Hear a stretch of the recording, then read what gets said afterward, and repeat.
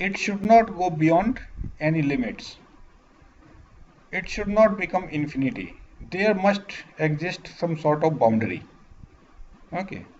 So bounded input means this ET, absolute value of this ET should be less than C1, or we can say this ET should be in between minus C1 and plus C1. It should lie between this. C1 can be 10, or it can be 10,000, or it can be 10 million or 10 billion, any value of C1, but there should exist at least one C1, then it will be bounded. So if input is bounded, then output is also bounded. Then we will say that the system is BIBO stable. Bounded input will always result in bounded output. On the other hand, if there exists even a single bounded input for which the output is unbounded, not within bounds, then the system will be called as unstable system. So for a BIBO stable system, if absolute value of ET is less than C1, then absolute value of RT is less than C2, where C1 and C2 are any positive real numbers. RT should also be bounded. Bounded input should give rise to bounded output for BIBO stable system. Another thing is asymptotic stability. A system is said to be stable if its output approaches zero as time approaches infinity when the input is removed. For example, suppose we apply some input and then we remove that input. So as a result of which inductors and capacitors, they will be charged, and because of them there will be a response. But that response should die out. That response, even if there is some response, that response should die out no matter how much time it takes. It should die out at least in infinity time duration. Okay. So for an asymptotically stable system, if ET becomes 0, okay, ET becomes 0 after some time for t greater than t1, means at t equals to t1 this ET has become 0. Before t1 there was some ET, but now it has become 0.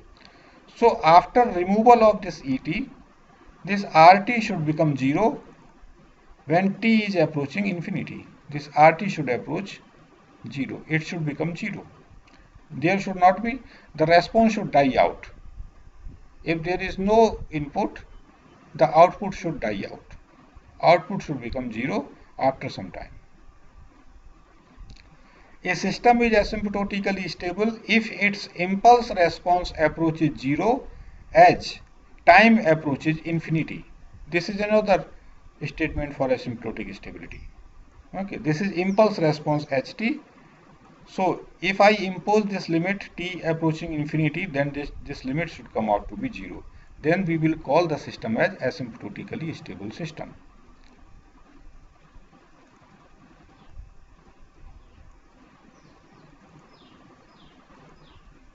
So all asymptotically stable systems are BIBO stable, but all BIBO stable systems are not asymptotically stable. For example, these are BIBO stable systems, this big shape, inside this big shape there are BIBO stable systems, whether they are lying here or they are lying here, all of them are BIBO stable systems, and these are asymptotically stable systems. So all asymptotically stable systems are BIBO. So this is subset of this. This is subset of this.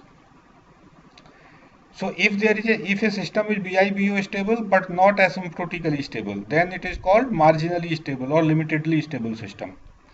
So there are some systems which are lying outside of this small shape but inside of this big shape. Then they are marginally stable. They are BIBO stable but they are not asymptotically stable. And outside of this big shape, They are neither asymptotically stable nor marginally stable. They are simply unstable systems. If a system is not BIBO stable, then it is called unstable. Outside of this BIBO stable shape of this, they are unstable systems. Okay, so this is the classification of various kinds of systems. So let us consider one system, for example LC network. If there is LC network, and what we do, we charge this LC network, okay, and then the excitation is removed. We give some excitation, we connect this LC circuit with some voltage source and current source, and then after some time we remove it. Then L is charged, C is charged, and what will happen? What will be the response of this system in terms of capacitor voltage or inductor voltage, or in terms of current? The response will be like this: sustained oscillations. They are not dying out, they are remaining constant. Okay, so the response could be like this. Now in this case, in the case of LC network, the system is stable. Which kind of stability it is exhibiting? BIBO stable. So within bounds. Okay, it remains within bounds, within this bound and this bound. It is not crossing this boundary or this boundary. So this is BIBO stable system. But this LC network is not asymptotically stable system.